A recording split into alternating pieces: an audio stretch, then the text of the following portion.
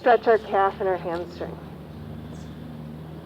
And then lifting the leg, trying to keep the hips even. So sometimes we really lift our hip, but keep the hips even so your toes and your knee are pointing down.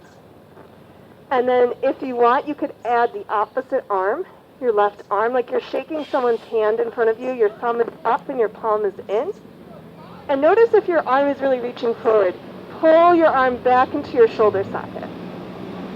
Take a breath here. And then if you want to add some dynamic movement with your exhale, bend your knee and your elbow together underneath you. Inhale, reach out. And you could flow with your breath here a few times. And you can always do just one part. If that's too much on your right wrist, just do the leg. Or just do the arm and keep the right toes down. So making it your own. And then when you feel ready, we'll pause, extending, and then just playing a little bit. And we've done a little warm-up, but it's still early. We're going to reach our left hand around, bend our right knee, and see if we can reach our foot. So this is a back bend, and it's really opening the right hip flexor. So it is early, so if you're feeling like, I can't reach right now, that's okay. So you just reach in that direction. And maybe you press your foot into your hand. Yikes. Zoinks. And then extend out. Oh. And release down and shake your hips side to side. It really is early. Let's take a child's pose again just to give our wrists a break. And maybe do some circles with our wrists in child's pose.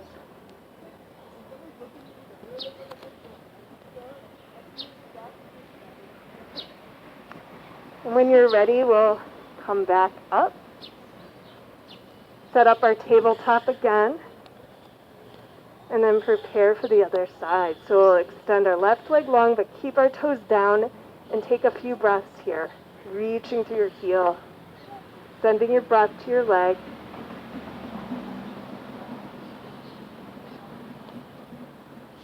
And then when you feel ready and if it feels okay for your body, lifting your left leg. Notice your core engage here, thinking about lifting up in the low belly.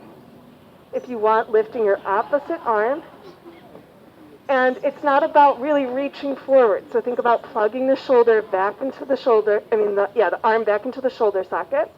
Palm facing in.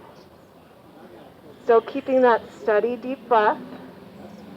And if you want to add dynamic movement with the breath, you can by exhaling, coming in, and inhaling, extending. But you can always skip this or just do one part of the body. Still trying to keep the hips even.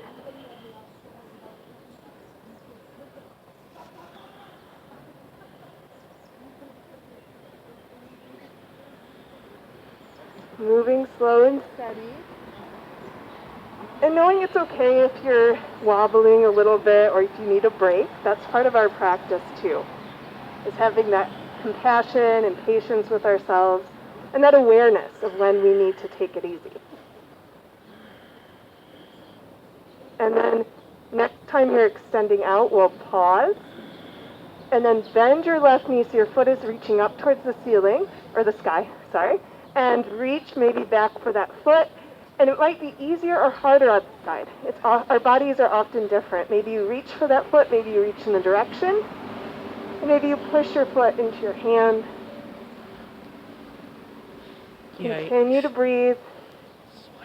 And then release, extend out for a moment, and lower down. Shake the hips side to side here. So that back bending and opening the front of the body is really nice to counter sitting all the time. So from here, let's find down dog. So bring our handprints about one handprint forward, still spreading our fingers really nice and wide. Tuck our toes